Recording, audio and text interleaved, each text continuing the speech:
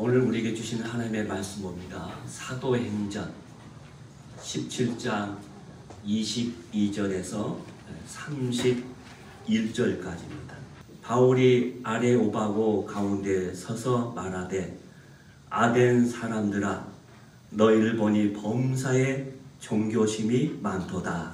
너희가 돌아다니며 너희가 일하는 것들을 보다가 알지 못하는 신실하고 생긴 감동을 보았으니 그런즉 너희가 알지 못하고 이해하는 것을 내가 너희에게 알게 하리라. 우주와 그 가운데 있는 만물을 지으신 하나님께서는 천지의 주제시니 손으로 지음 전에 계시지 아니하시고 또 무엇이 부족한 것처럼 사람의 손으로 성김을 받으시는 것이 아니니 이는 만민에게 생명과 호흡과 만물을 친히 주시는 이시니라.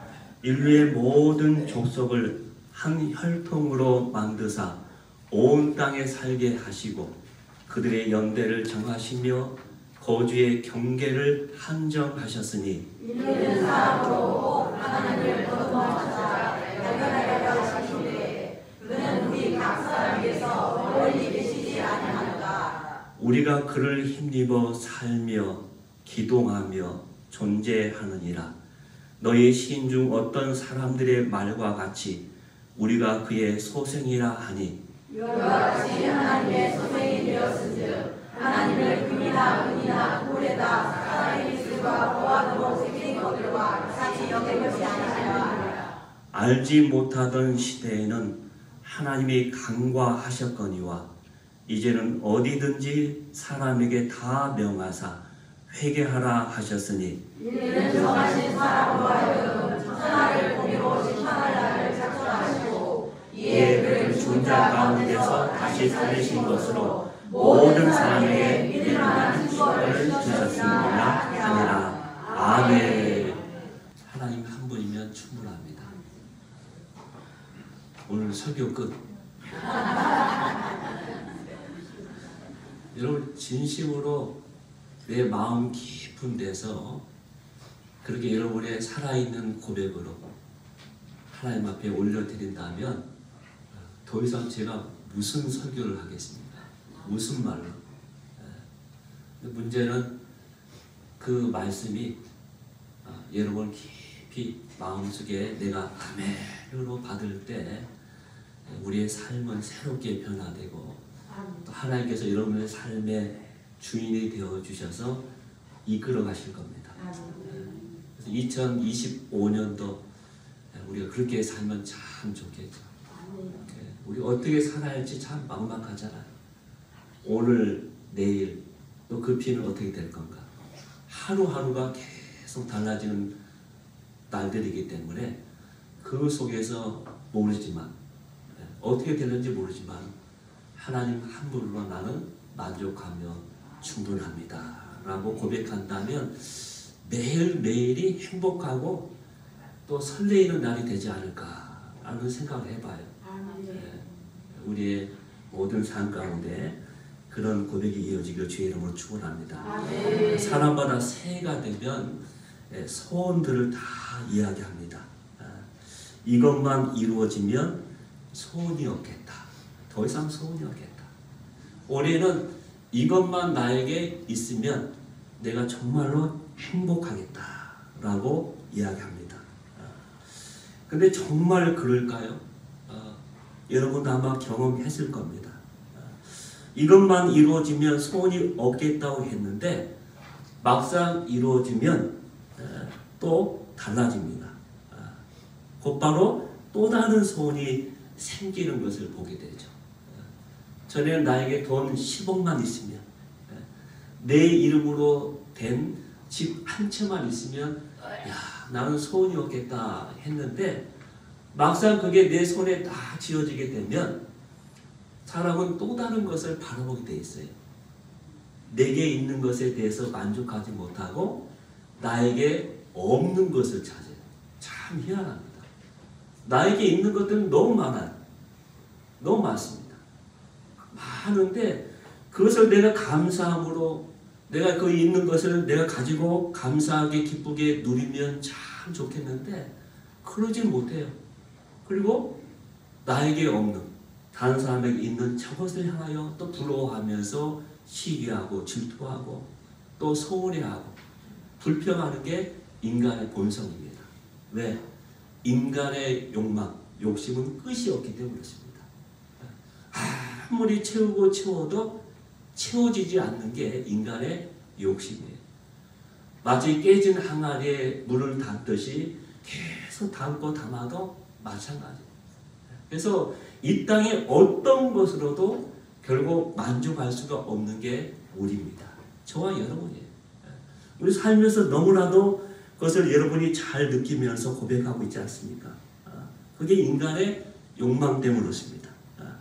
하지만 하나님을 정말 마음 중심에 나의 아버지로 모신 사람은, 정말 예수님을 나의 구주로 모신 사람은 하나님 한 분이면 나는 충분합니다. 만족합니다. 라는 고백을 하면서 살 수 있다는 겁니다. 이 세상 것들이 좀 부족해서 누리지 못한다 할지라도 하나님 한 분이면 충분합니다 하면서 오히려 스스로 자족하며 오히려 감사하며 기쁘게 살 수 있다는 겁니다. 2001년에 개봉된 한국의 코미디 영화 가운데 달마야 놀자라는 영화 있습니다. 제가 참 재밌게 봤어요.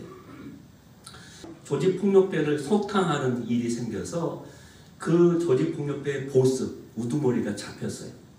잡히고 그 나머지 일당들이, 조폭의 일당들이 깊은 사찰로 숨어들게 됩니다. 그래서 절에 은신하게 되는데 주지 스님을 비롯한 다른 승려들은 그 사람들을 영 못마땅해 합니다. 사상껏껏 참 부딪혀요. 싸움 나고 계속 조용했던 그 절이, 사찰이 갑자기 시끄러운 장소가 되어버린 거예요. 그러자 이 주지 스님이 한 번은 앞으로 지금 이제 내기를 해서 이긴 사람의 결정대로 따르자라고 이제 딱 정하고 이제 내기를 걸게 됩니다. 그 내기가 뭐냐? 깨진 항아리를 물로 가득 채우는 거예요. 그래서 이 조폭 팀하고 승려 팀하고 경쟁을 하게 되었습니다. 그래서 깨진 항아리를 채우기 위해서 온갖 노력을 다 하죠. 양쪽에서 물을 계속 부어도 채워질까요? 채워질 수가 없습니다. 그러다가 어떤 또 잔머리 굴린 사람이 그 항아리 속에 딱 들어가서 자기의 배, 퉁퉁한 배로 그 깨진 항아리를 딱 막습니다. 막고 있는데 처음에는 채워지는 것 같아요. 근데 결국 채워질까요? 못 채우는 것이죠. 그래가지고 서로가 막 이제 실패하고 있는데 갑자기 이 조폭 가운데 한 사람이 야 들어! 다 듭니다. 뛰어! 막 뛰어가요. 깨진 항아리를 들고 막 뛰어가요. 어디로 갈까요? 네네. 저 계곡의 깊은 물에 그 깨진 항아리를 첨벙하고 던져요. 던진 다음에 조폭들도 같이 뛰어들어가지고 깨진 항아리를 깊이 누르게 됩니다. 그러니까 그 순간에 그 깨진 항아리는 가득 차고 넘치게 된 것이죠. 그래서 결국 그들이 이겨서 그 사찰에 계속 살게 되었다는, 이제 그렇게 하면서 벌어지는 에피소드들이 쭉 나오고 있습니다. 그래요. 그 어떤 것으로도 채울 수 없지만, 그렇죠. 물로 해서 내가 푹 잠겨버리면, 그렇죠. 내가 하나님 앞에 푹 잠기게 되면 자동으로 채워지는 겁니다. 그런데 자꾸 우리는 그렇지 못하고 내 알량한 지식을 가지고 또 내 경험을 가지고 또 내가 어떤 다른 사람을 쫓아서 또 다른 대용품을 쫓아서 계속 채우려고 하는 거예요. 그래서 채워줄 수가 없는 것이죠. 오늘 본문에 보면 바울은 이 고대 철학과 문화의 중심지였던 아덴, 지금의 아테네에 해당돼요. 아테네. 그 도시의 아레오바고 법정에서 설교를 하고 있는 장면이 오늘 본문의 내용입니다. 자, 바울의 입장에서는 설교이지만은 그 자리에 있는 모든 아덴 사람들에게는 하나의 자신의 복음에 대한 하나의 변론이라고 말할 수 있죠. 자기가 믿는 하나님, 내가 너희에게 전한 복음이 어떤 복음인지 하나님인지 그들에게 변론한 내용이 바로 오늘 본문의 내용입니다. 이 아레오바고는 아덴에 있는 고등 재판소라고 생각하시면 됩니다. 이곳에서는 재판뿐만 아니라 고대 그 당시에 철학자들이 모여서 토론했던 장소로 유명하죠. 그게 바로 아레오바고입니다. 이곳은 별다른 건물이 없습니다. 그냥 산 위에 공설 운동장처럼 같이 계단을 쭉 자석을 만들어요. 만든 다음에 그 중앙에 옹고와 피고를 세우고 재판관이 신문하고 판결하는 것이 아레오바고 법정이었습니다. 바로 그곳에 서서 바울은 설교하고 있는 거예요. 자, 이곳에서 바울은 모든 사람들이 지켜보는 가운데 그의 설교를 시작합니다.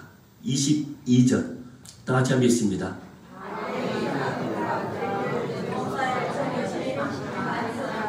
네, 아덴 사람들아 너희를 보니 범사에 종교심이 많도다 하면서 언급을 합니다.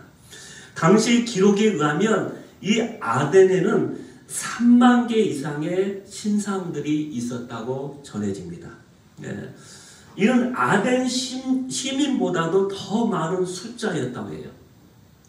그래서 바울이 그 많은 신상들 가운데 너희가 23절에 보면 알지 못하는 신에게 새긴 단도 내가 보았는데 너희가 알지 못하는 그 신에 대해서 내가 지금부터 너에게 설명해 주겠다.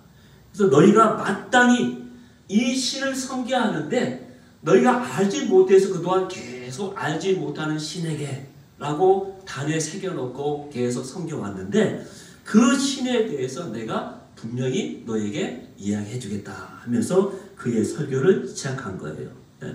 그러면서 바울은 자신이 믿는 하나님이 어떤 분인가 그것을 그들에게 아주 논리적으로 설명한 내용이 오늘 본문의 내용이죠. 여러분들 이 말씀을 보면서 야, 내가 하나님을 그동안 믿는다고 했는데 내가 믿는 하나님은 과연 어떤 분인가 다시 한번 여러분이 정리를 해봤으면 참 좋겠습니다. 아마 바울은 그가 만났던 그 하나님, 그가 믿었던 하나님에 대해서 가장 중요한 그 내용만을 전하겠죠. 자, 전하는데 첫 번째 하나님은 어떤 분이냐? 하나님은 온 우주의 창조주요 주제가 되신 분이다. 우리가 믿는 하나님, 내가 믿는 하나님은 창조주고 주제가 되신 분이다. 주제가 되신다. 우리가 오늘 본 말씀 24절 한번 볼까? 24절 다 같이 믿습니다. 우주와 그 가운데 있는 만물을 지으신 하나님께서는 천지의 주제시니 손으로 지은 전에 계시지 아니하시고 만물을 지으신 하나님께서는 천지의 주제시다 라는 게 첫 번째 그의 하나님에 대한 내용이었습니다. 자, 우리가 아는 것처럼 그리스 신화에 보면 많은 신들이 등장하네. 많은 신들이 등장해요. 그런데 그 모든 신들은 사람들에 의해서 만들어진 이야기, 하나의 신화고 하나의 우상이라는 거예요. 사람들에 의해서, 손으로 의해서 만들어진 것이죠. 그런데 바울은 자신이 믿는 하나님은 그렇지 않다는 거예요. 자신이 믿는 하나님은 다르다는 거예요. 자, 그러면서 하나님은 온 우주와 만물을 창조하신 분이시다. 다시 말해서 인간에 의해서 만들어진 신들 가운데 한 사람, 한 신이 아니라 그 인간조차도 지으신 분이 누구냐? 바로 유일하신 하나님이시다 라는 것을 분명하게 하겠어요. 그리고 더 나아가 그 하나님은 천지의 주제가 되신다고 말씀하시면서 여기서 이 주제란 말은 헬라어로 키리오스란 말인데 주님이라는 뜻이에요. 다시 말해서 천지의 주인이라는 것은 하나님의 그 우주 만물을 창조하셨을 뿐만 아니라 진히 다스린다. 천지를 창조하시고 그냥 가만히 계신 것이 아니라 그 모든 것을 주재하시고 다스린다는 거예요. 여러분, 우리의 신앙 고백도 바로 여기서부터 시작된다는 것을 분명히 알아야 합니다. 우리가 믿는 하나님은 모든 것의 창조자시며 바로 주인이 되시는 분이십니다. 그러므로 우리가 정말로 이 사실을 믿는다면 다른 것들은 문제될 것이 아무것도 없는 것이죠. 왜냐하면 온 천지를 말씀으로 창조하신 능력의 하나님이 여기 계시는데 뭐가 더 문제될 게 뭐가 있을까요? 더 의심할 게 뭐가 있을까요? 우리의 마지막 호흡까지도 그분께서 주장하시는데 더 이상 논할 게 뭐가 있을까요? 또한 하나님은 이렇게 모든 것의 창조주이자 주인이시기 때문에 저기 사람들의 손으로 지은 신전이나 건물에 절대로 안에 갇혀 있는 분이 아니다라는 것을 분명히 이야기합니다. 왜냐하면 하나님 우주보다 더 크시고 천지의 주인이시기 때문에 저 건물 안에 갇혀 있는 그런 신이 아니라는 거예요. 그러면서 그것을 이야기하고 있죠. 여러분, 바울의 이 고백은 당시에는 엄청난 선포였다는 것을, 하나의 그의 신앙 고백이었다는 것을 우리는 기억해야 합니다. 자, 우리가 볼 때는 아무것도 아닌 것 같아요. 근데 바울이 지금 한번 서 있는 장소를 한번 상상해 보세요. 지금 우리 아레오바고 그 법정에 서 있잖아요. 그 아레오바고 언덕에 서 있으면서 저기 남동쪽으로 올라다 보면은 아크로폴리스, 고대 철학과 문화의 도시들이 쫙 웅장하고 화려한 건물들이 저렇게 그림처럼 쫙 펼쳐져 있는데, 근데 그 도시들 중앙에 뭐가 있는지 아십니까? 신전들이 있는 거예요. 신전들이. 먼저 아크로폴리스 관물에 해당되는 프로필나이아가 있었고, 그 오른쪽에는 아테네 니케라는 신전이 또 있었고, 그 다음에 그 뒤로는 거대하고 웅장한, 우리 지도에서 또 그림에서 많이 봤던 세계 보물 제1호인 파르테논 신전이 딱 버티고 있습니다. 그리고 그 왼쪽 뒤편으로는 아테나 재단이 있고 에크레테이온이라는 신전이 또 있습니다. 그러니까 한마디로 당시의 그 모든 신전들의 화려함과 웅장함은 그냥 보는 것만으로도 압도당하면서 기가 꺾일 정도였다는 거예요. 그래서 그 지금 바울은 그 법정의 언덕에서 저 수많은 신전들, 그 고대 아크로폴리스 도시를 바라보면서 그렇게 이야기하고 있는 거예요. 그렇게 선포하고 있는 거예요. 그래서 바울은 그런 신전들에 압도당하기는커녕 도리어 자신이 믿는 천지의 주제이신 하나님은 저 사람들의 손에 지은 건물에 갇혀있는 분이 절대 아니다 라고 당당히 선포하고 있는 것이죠. 여러분, 이것이 하나님과 우상의 가장 큰 차이점이라는 것을 기억해야 합니다. 우상은 사람의 손으로 만들기 때문에 움직이지 못하죠. 다만 한 장소에 있을 수밖에, 제한적으로 있을 수밖에 없는 거예요. 그러므로 우리도 하나님이 이 예배당 안에만 계시다고 말하면 안 되는 것이죠. 물론 하나님은 여기에도 계십니다. 지금 우리가 이렇게 예배드리는 우리 가운데 함께 하십니다. 그러나 동시에 하나님은 어디에나 계신 분이에요. 어디에 계신 분이에요. 그래서 임마누엘이에요. 임마누엘. 우리와 함께 계시다. 우리와 늘 함께 하신, 내가 어디에 있든 그 하나님은 함께 계신 분이에요. 근데 그 당시에 이 아덴 사람들은 신전의 건물들을 막 지어놓고 그것도 불안한 거예요. 혹시 우리가 알지 못한 그 신의 노여움을 삼으면 어떻게 될까 해가지고 그들이 알지 못한 신에게라는 단을 따로 만들 정도였으니까 그들이 얼마나 존경심이 많았는가, 그것을 사도 바울이 지금 언급하고 있는 것이죠. 두 번째, 하나님은 섬김을 받는 분이 아니라 오히려 모든 것을 주시는 분이시다 라고 하고 있습니다. 그 하나님은 어떤 분이냐? 우리에게 모든 것을 주시는 분이에요. 주시는 분. 25절 볼까요? 25절. 다 같이 한번 있습니다. 25절.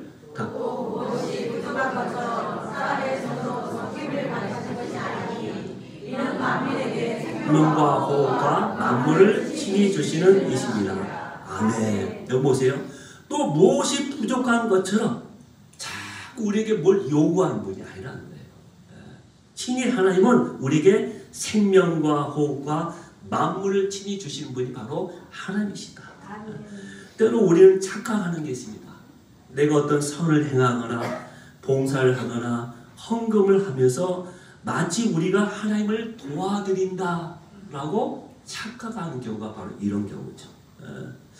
그러나 하나님은 뭔가 부족해서 우리의 도움이 필요한 그런 분이 절대 아니란 것입니다. 오히려 하나님은 우리에게 꼭 필요한 생명과 호흡과 만물을 거저주시는 분이시다. 그것도 주시는데 어떻게 주냐? 우리의 자격이나 조건, 우리의 수고에 상관없이 주시는 분이라는 거예요. 이게 중요한 거예요. 우리에게 자격을 보거나 조건을 보거나 우리가 수고한 만큼 그런 주시는 분이 아니에요. 그것과 상관없이 그냥 우리에게 거저 주시는 분이에요. 우리에게 거저 주시는, 채워 주시는 분이 바로 우리가 믿는 하나님이시라는 거예요. 그러므로 우리는 착각해서는 절대로 안 되는 것이죠. 하나님 뭔가 부족하거나 우리의 도움이 필요해서 저와 여러분을 부르신 것이, 찾고 계시는 것이 결코 아니란 것이죠. 하나님은 스스로 존재하는 분이십니다. 하나님은 스스로 하나님이 하나님의 됨을 드러내는 분이 하나님이십니다. 인간이 뭘 해서 막 화려하게 등장하거나 그렇게 막 화려하게 나타나는 분이 아니에요. 그것과 상관없이 역사하시고 운행하시는 분이 하나님이시다는 거예요. 세 번째, 하나님은 어떤 분이냐? 모든 민족을 다스리시며 필요한 것들로 채워주시는 분이시다 라고 말씀하십니다. 26절 볼까요? 26절 다 같이 있습니다. 인류의 모든 족속을 한 혈통으로 만드사 땅에 살게 하시고 그들의 연대를 정하시며 거주의 경계를 한정하셨습니다. 하나님은 인류의 모든 족속을 한 혈통으로 만드셨다. 즉 한 사람 아담을 통해서 사람들이 온 땅에 거하도록 만드셨다는 겁니다. 그리고 그들의 연대를 정하시며 거주의 경계를 한정하셨다. 다시 말해서 하나님께서는 인간에게 역사를 주셨고 또 그 역사를 펼쳐나갈 수 있는 모든 필요한 것들을 다 제공해 주셨다는 것입니다. 그래서 하나님은 또 그렇게 한 후에 우리를 멀리 떠나서 이제 너희 스스로 알아서 살아가 이렇게 말하지 않는다는 거예요. 어떤 사람들 이렇게 주장하는 사람들이 있다고 하는 거예요. 당시에 그걸 가기 위해서 이신론이라고 합니다. 이신론. 그러니까 하나님은 그 모든 것을 다 창조하신 다음에 그 다음에 우리 스스로 알아서 이제 모든 것을 해 나가도록 하나님이 이제 더 이상 손을 떼었다는 거예요. 그 당시에 이제 이단 가운데 이신론이 이제 그런 주장을 했다는 거예요. 그래서 하나님 절대로 그런 분이 아니시라는 거예요. 그것을 다 만드셨을 뿐만 아니라 그것을 살아갈 수 있도록 그때그때 필요한 모든 것을 채워주신 분이다. 채워주신 분. 그래서 27절에 그렇게 말씀했잖아요. 27절 다 같이 한번 읽을까요? 이런 사람으로 또 하나님을 더불어 찾게 발견하게 하려 하시는데 그런 우리 각사하나님께서 멀리 계시지 아니하노라. 하나님을 더듬어 찾아 발견하게 하실 정도로 손만 뻗으면 닿을 정도로 가까이 계시는 분이시다라고 말씀하고 있습니다. 그리고 하나님께서 결코 우리가 이르지 못할 만큼 저 멀리 딴 세상에 계신 분이 절대 아니란 거예요. 얼마나 놀라운 일입니까? 그 하나님이 우리와 함께 계시다는 게 결국 은혜라고 말할 수밖에 없는 것이죠. 은혜라는 말로 표현할 수밖에 없는 거예요. 여러분 이 세상에 다른 종교를 한번 보십시오. 인간의 신을 찾아서 한없이 가는 게 다른 종교입니다. 뭔가 구도를 해야 하고 고행을 해야 하고 뭔가 어떤 경지에 올라야 하고 해탈을 해야 하고 또 그렇게 열심히 고행을 하고 선행을 해도 신이 자신을 만나줄지 아닐지 확신도 없습니다. 그러나 우리가 믿는 하나님은 그 모든과 상관이 없어요. 언제 어디서나 항상 우리를 먼저 찾아오시는 분이 우리가 믿는 하나님이십니다. 얼마나 놀라운 일입니까? 마지막 네 번째는 하나님은 모든 인류의 아버지가 되신다고 했어요. 모든 인류의 아버지. 28절 볼까요? 28절. 다 같이 한번 있습니다. 우리가 그를 힘입어 살며 기도하며 존재하느니라. 너희 시인 중 어떤 사람의 말과 같이 우리가 그의 소생이라 하니. 자, 여기서 바울은 이 아덴 사람들이 잘 알고 있는 시인, 2명의 시인을 시인이 지었던 그 시를 인용하면서 말씀하고 있죠. 먼저 우리가 그를 힘입어 살며 기도하며 존재하느니라 라고 고백하고 있죠. 여기서 기도한다는 것은 움직인다는 뜻이죠. 움직인다. 자, 이 부분은 당시 시인이었던 에피메니데스라는 시인이 사행시, 크레티카라는 시를 이렇게 지었거든요. 그 시 가운데 나오는 내용이에요. 제우스, 그들이 믿는 제우스 신을 향하여서 왜냐하면 우리가 당신 안에서 살며 움직이며 존재하기 때문입니다. 라는 그 내용이 나오거든요. 그 내용을 인용한 거예요. 근데 바울은 이 아덴 사람들이 잘 알고 있는 이 식구를 이용해서 오히려 하나님을 좀 설명하고 있다는 것이죠. 바로 인간은 언제나 하나님의 은혜 가운데 살고 움직이고 존재하는 사람들이다 라는 것을 그들에게 분명하게 먼저 이야기해주고 있습니다. 그 두 번째 부분은 우리가 그의 소생이라고 했습니다. 우리가 그의 소생. 여기에 인용된 그 시인은 우리가 아는 것처럼 당시 사람들에게 가장 아덴 사람에게 더 잘 알려진 하나의 시인인데 BC 3세기의 시인이었던 아나투스라는 시인이 지은 시 가운데 페르메나라는 시가 있습니다. 그 시 가운데 나온 내용이에요. 제우스를 가리켜서 우리가 그의 소생이라 라고 이렇게 지었거든요. 그 표현이 나오는데 그 표현에서 나온 것이죠. 그러면서 바울은 당시 사람들에게 그들이 애송하는 그 애송시를 인용하면서 바로 우리가 하나님의 소생, 하나님의 자녀가 되었다고 분명하게 이야기하고 있는 것이죠. 우리는 하나님의 자녀다. 자, 이처럼 바울은 이스라엘뿐만 아니라 헬라의 모든 역사와 문화까지 정통한 진정한 의미의 하에 올드스타처럼 위대한 사람이었죠. 그래서 그들은 모든 사람이 다 알고 있는 내용을 가지고 그것을 자기가 믿는 하나님으로 잘 설명하고 있다는 거예요. 그래서 그 아덴 사람들이 얼마나 그 바울을 처음에 우습게 봤는데 얼마나 대단하게 생각했겠습니까? 그 사람이 이 복음을 위해서 생명까지 내던졌으니까 올 우리에까지 바로 복음을 오게 된 것이죠. 그래서 바울의 위대함을 우리가 여기서 엿볼 수가 있는 것이죠. 자, 그 다음에 마지막으로 하나님은 최후의 심판자가 되신다고 오늘 말씀합니다. 최후의 심판자. 30절 한번 말씀 볼까요? 30절입니다. 다 같이 믿습니다. 알지 못하는 시대에는 하나님이 간과하셨거니와 이제는 어디든지 사람에게 다 명하사 회개하라 하셨으니 이 찬란한 문화와 철학의 도시 아덴 사람들 그 당시에 자기들은 최고의 엘리트 시민들이라고 자부하고 자랑했던 사람들이었거든요. 했는데 그들은 하필 이 하나님에 대해서는 무지했던 사람들이었어요. 때문에 과거에 그들이 알지 못할 때는 하나님이 간과하셨지만 여기서 이 간과했다는 말은 관대하게 봐주셨다라는 뜻이에요. 관대하게 봐주셨다. 그래서 그들이 알지 못할 때는 그들의 무지를 허물지 않으셨지만 이제 너희가 모두에게 이제 너희가 알지 못하는 시대가 끝났고 왜냐하면 예수 그리스도의 오심으로 인해서 알지 못하는 시대가 끝났고 너희가 다 알았기 때문에 이제 너희는 회개한다는 거예요. 회개해야 한다. 그렇게 명하셨다는 거예요. 왜? 심판이 가까이 왔기 때문에 그렇다는 거예요. 심판이 가까이 왔기 때문에. 그래서 31절에 이렇게 말씀하죠. 31절 볼까요?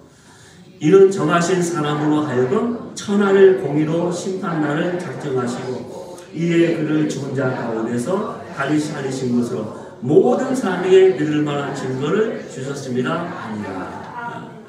자, 여기서 바울은 이 하나님의 심판에 있어서 변하지 않는 세 가지를 언급하고 있죠. 그러면서 너희가 빨리 회개하라는 거예요. 회개하라.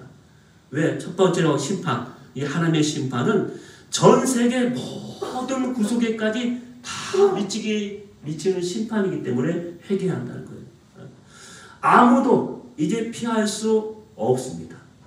외가 있을 수가 없는 것이죠. 연애가 없다는 거예요. 모든 사람에게 심판이 임한다는 거예요. 둘째로 이 심판은 의로운 심판이 될 것이다. 세상의 재판장은 혹시 잘못된 판결을 내릴 수 있지만은 하나님은 절대로 그럴 가능성이 없다는 거예요. 여러분, 이 사실이 얼마나 우리에게 이루가 되는지 모릅니다. 왜냐하면 우리가 사는 세상에서는 다 자기가 옳다고 그래요. 다 옳다고 그래요. 나도 옳고 너도 옳고 다 옳다는 거예요. 그러면 진짜 누가 옳은 겁니까? 모르는 거예요. 내가 그것을 받아들이지 않으면 그냥 그걸로 끝나는 거예요. 그래서 이제 참 이게 판단하기가 참 쉽지가 않죠. 그런데 하나님께서 정확하게 판단해 주실 날이 오기 때문에 우리에게 이루가 되는 거예요. 우리 이루가 되는 거예요. 셋째로 이 심판은 모든 사람이 다 보게 임한다고 했습니다. 모든 사람이 다 볼 수 있게. 누구는 보고 누구는 못 보고. 그럼 말이 많겠잖아요. 모든 사람이 다 볼 수 있게 임하는. 그러면 너무 늦기 전에 회개해야 한다고 바울은 이 아덴 사람들에게 촉구를 하고 있는 것입니다. 다시 말해서 더 이상 쓸데없는 우상들을 섬기지 말고 또 너희가 알지 못하는 신이 있을까?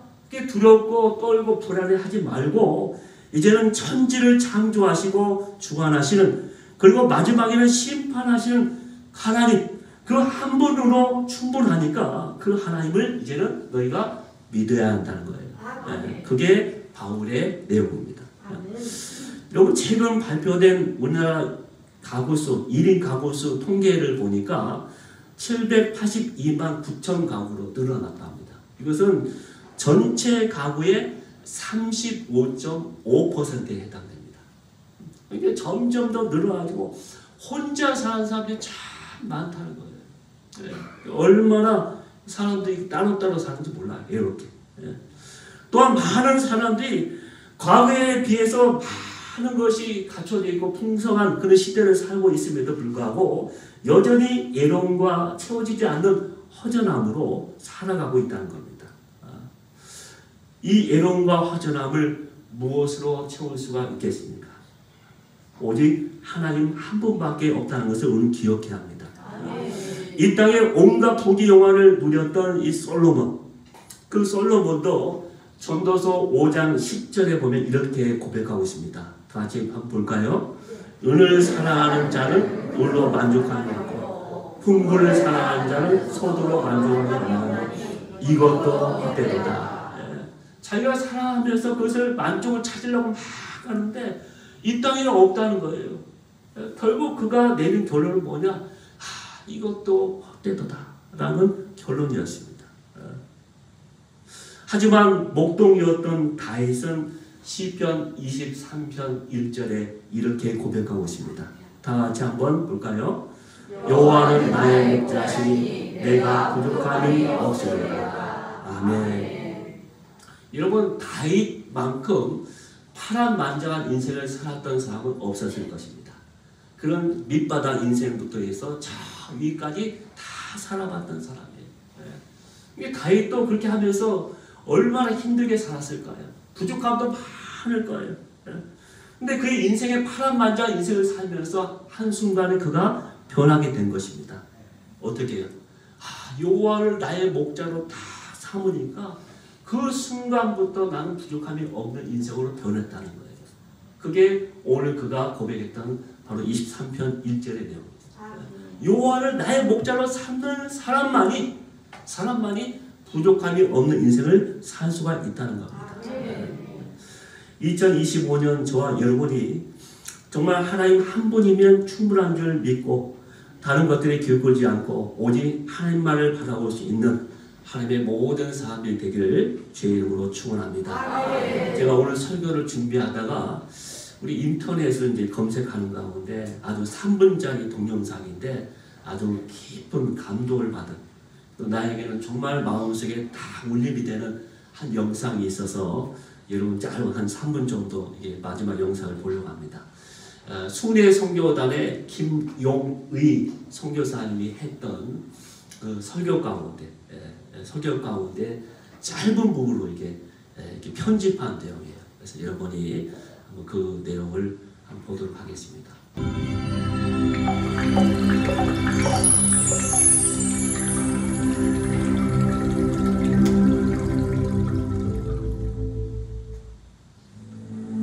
여러분에게 복음은 도대체 무슨 의미이십니까?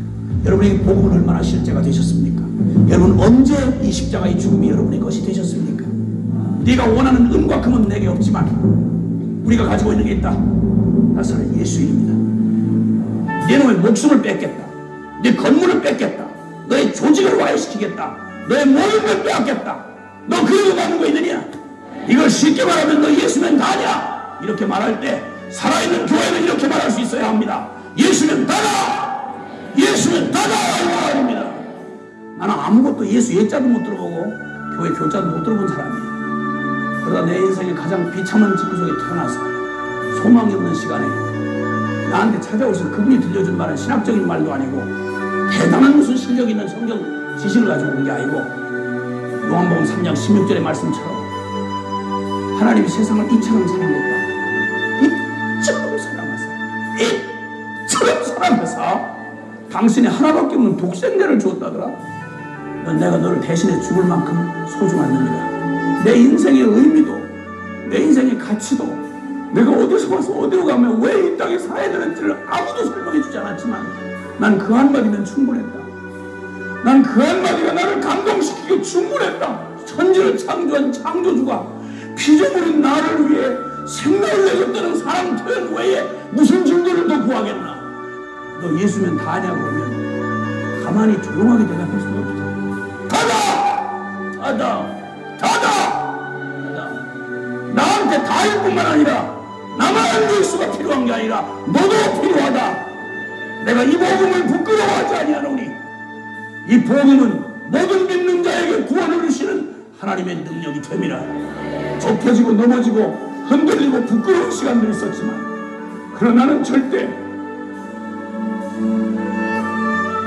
내가 나를 용서할 수 없을 만큼 넘어졌어도 그 현실보다 더 큰 건 나를 사랑해서 십자가 져주신 주님의 십자가가 더 큰 결론이야. 나는 주님에게 신실하지 못한 때가 있었어도 주님은 신실하셨어. 나는 주님에게 약속을 어긴 때가 있었지만 주님은 나에게 한 약속을 단 한 구절도 어긴 적이 없으셨다고. 누가 우리를 그리스도의 사랑에서 끊으리요? 누가 우리를 그리스도의 사랑에서 끊으리요?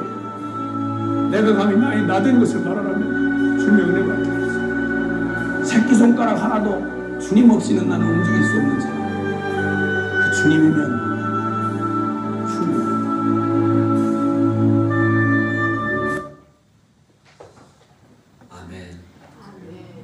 예수님이 다다. 네, 예수님이 답니다. 하나님 한 분이면 충분합니다. 늘 여러분 삶 가운데 이 고백과 여러분의 이 외침 가운데 하루하루가 늘 기뻐하며 감사하며 하나님 안에서 나에게 큰 일을 행하신 그 하나님이 내 삶 가운데 하나하나 채워주시고 세심하게 돌봐주시는 그 하나님의 돌보심을 늘 주님과 동행하심을 바라보며 살아갈 수 있는 저와 여러분이 되기를 주의 이름으로 축원합니다.